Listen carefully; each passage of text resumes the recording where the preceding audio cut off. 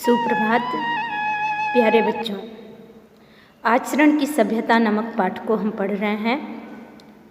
इसमें के कुछ अवतरणों को हम पढ़ चुके हैं। अब उसके आगे के अवतरण को हम देखेंगे। आचरण की सभ्यता में भाषा सदा मौन रहती है। इस भाषा का निघंटु शुद्ध श्वेत पत्रों वाला है। इसमें नाम मात्र के लिए भी शब्द नहीं है। यह सभ्य आचरण नाद करता हुआ भी मौन है। व्याख्यान देता हुआ भी व्याख्यान के पीछे छिपा है। राग गाता हुआ भी सुर के भीतर पड़ा है। मृदु वचनों की मिठास में आचरण की सभ्यता मौन रूप से खुली हुई है। नम्रता, दया, प्रेम, उदारता सब के सब सभ्य आचरण की भाषा के मौन व्याख्यान हैं। मनुष्य के जीवन पर मौन व्याख्यान का प्रभाव चिरस्थायी होता है और उसकी आत्मा का एक अंग हो जाता है। इस अवतरण में लेखक ने बड़े ही प्रभावी ढंग से आदर्श आचरण की महत्ता को प्रतिपादित किया है और कथनी से ज़्यादा करनी में विश्वास की है। यानी लेखक ये कहना चाहता है कि आचरण को हम शब्दों के माध्यम से व्यक्त नहीं कर सकते, कि शब्द में तो असत्यता भी हो सकती है। यानी कोई चीज़ हम बोल करके कहें कि जैसे मान लीजिए कोई व्यक्ति स्वयं को बहुत ही उदार या दयालु या नम्र कहता है कि मैं बड़ा ही नम्र हूँ, दयालु हूँ या उदार हूँ, तो उसके कह देने मात्र से यह सिद्ध नहीं हो जाता कि वह व्यक्ति दयालु है या उदार है। ये तो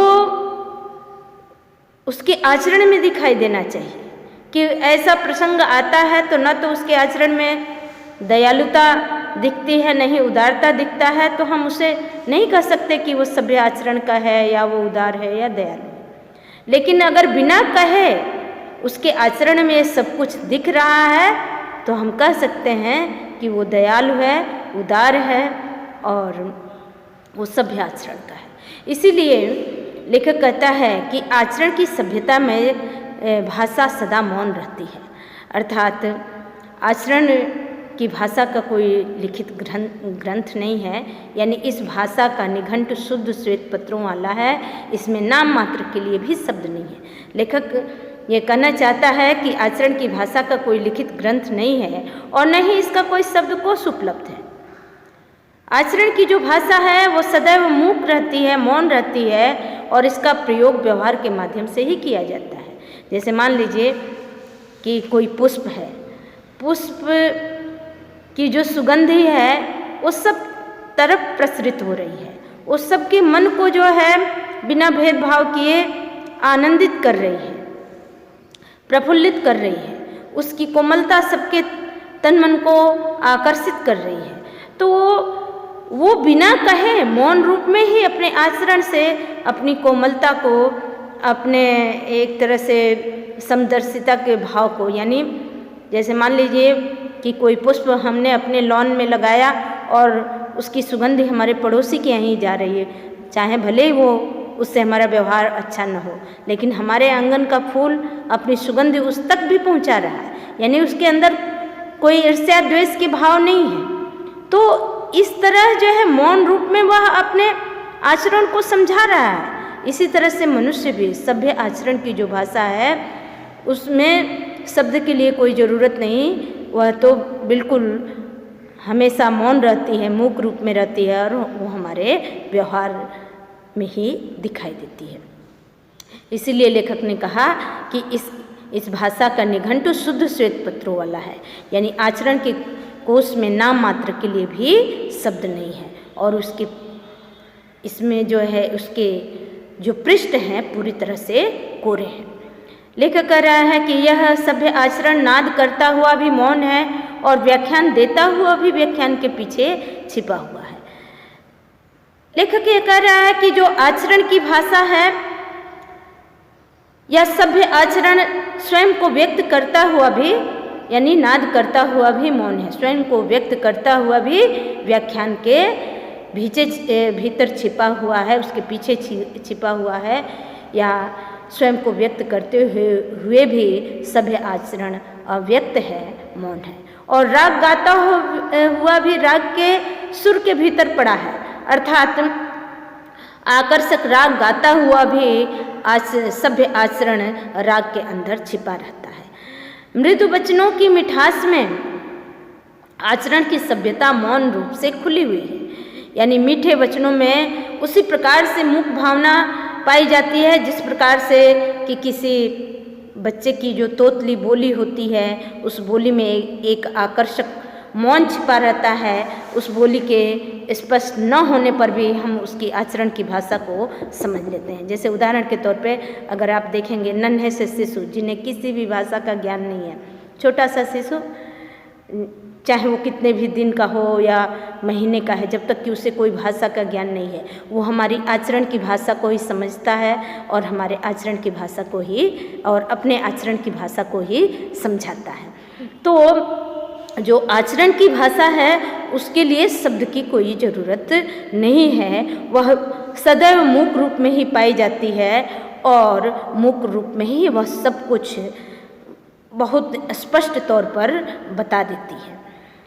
इसलिए सभ्य आचरण को हम चाहे कि किसी मूर्त इकाई के रूप में माप दे कि कोई व्यक्ति कितना सभ्य है, उसके लिए कि उसे किलोग्राम में माप दें या मीटर में माप दें या लीटर में माप दें, ऐसा संभव नहीं है कि कोई व्यक्ति कितना उदार है, कितना दयालु है, कितना प्रेम है उसके अंदर, उसको हम नहीं कह सकते कि इतने किलोग्राम या इतने मीटर में है।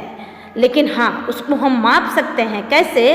उसके भावों से, वे भाव जो उसके आचरण में दिखाई देते हैं। अर्थात इसीलिए लेखक ने कहा कि दया, नम्रता, प्रेम, उदारता सब के सब सभ्य आचरण की मौन भाषा के मौन व्याख्यान है।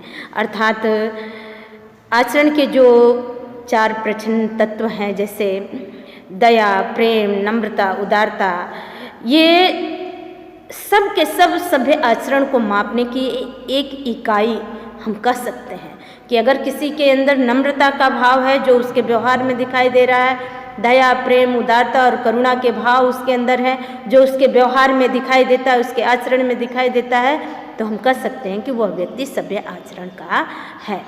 इसी तरह से लेखक कह रहा है कि मनुष्य के जीवन पर मौन व्याख्यान का प्रभाव चिरस्थायी होता है और उसकी आत्मा का एक अंग बन जाता है। अर्थात दया, प्रेम, नम्रता, उदारता जैसे भाव जब हम व्यवहार में लाते हैं तो इसके कारण जो है उस व्यक्ति का व्यक्तित्व प्रभावशाली बन जाता है और उसके व्यक्तित्व का प्रभाव किसी दूसरे पर पड़ता है तो वह चिर स्थायी रूप में होता है या उसी का प्रभाव स्थायी रूप में पड़ता है। कोई व्यक्ति कितनी प्रभावशाली ढंग से भाषण जो है प्रभावशाली भाषा में जो है भाषण दे रहा है, उसका प्रभाव नहीं पड़ता, प्रभाव पड़ता है उसके आचरण का, कि वास्तव में वह जो बातें कह रहा है वो सारी चीज़ें यदि उसके आचरण में भी दिखाई देती हैं तो वो जो है किसी भी व्यक्ति पर एक अमिट छाप छोड़ देता है और उसकी आत्मा का एक अंग बन जाता है। अर्थात मनुष्य के जीवन में अगर किसी चीज़ का प्रभाव पड़ता है तो आचरण की मौन भाषा का प्रभाव पड़ता है और वह मनुष्य के आत्मा का एक अंग बन जाता है। अर्थात सद आचरण मनुष्य की आत्मा को प्रभावित करता है। तो लेखक ने इस अवतरण में यह बताया है कि कथनी से ज़्यादा महत्वपूर्ण है करनी।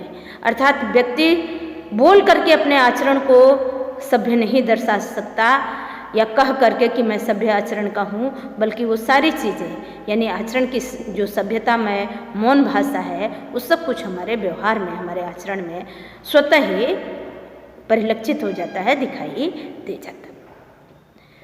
तो बड़े ही भावपूर्ण ढंग से यानी विचारात्मक और भावात्मक शैली में, शैली इसकी ऐसी है, भाषा बिल्कुल जो है शुद्ध साहित्यिक खड़ी बोली है इसकी शैली हो गई विचारात्मक और भावात्मक शैली में लिखा गया है और कथनी से ज़्यादा करनी पर जो है विश्वास किया है और उसके महत्व को दर्शाया है। दूसरी चीज़ कि एक प्रश्न बन सकता है कि सभ्य आचरण के भाषा के मौन व्याख्यान कौन कौन से हैं, तो दया, प्रेम, नम्रता, उदारता सब कुछ सभ्य आचरण के भाषा के मौन व्याख्यान हैं। और मनुष्य के जीवन पर किसका प्रभाव पड़ता है, तो मनुष्य के जीवन पर आचरण की सभ्यता में मौन व्याख्यान का प्रभाव पड़ता है। ये अगर मान लीजिए कि इसमें कुछ शब्द हैं, जैसे सभ्यतामय शब्द है, तो इसमें पूछ लिया जाए कि इसका जो है आप बताएं कि इसमें प्रत्यय और मूल शब्द, तो मूल शब्द इसका सभ्यता है, मैं इसमें प्रत्यय जुड़ गया है। और अगर इससे संबंधित एक प्रश्न है कि प्रस्तुत गद्यांश का आप संदर्भ लिखें, तो प्रस्तुत गद्यांश हमारी पाठ्य पुस्तक हिंदी में गद्य खंड के अंतर्गत आचरण की सभ्यता नामक शीर्षक से अवतरित है।